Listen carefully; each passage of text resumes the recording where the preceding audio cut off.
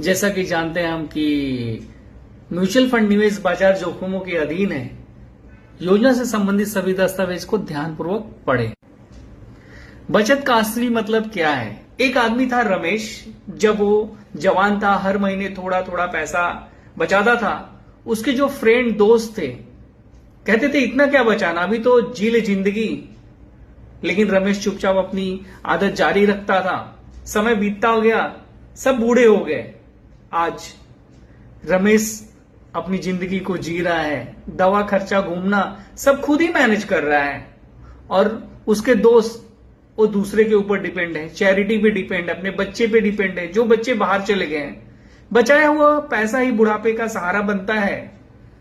आज की छोटी बचत ही कल का बड़ा राहत बनता है। मॉरल ऑफ स्टोरी यही है कि समय का इंतजार ना करें, रेगुलर निवेश करें और अपने पैसे को आगे बढ़ाएं।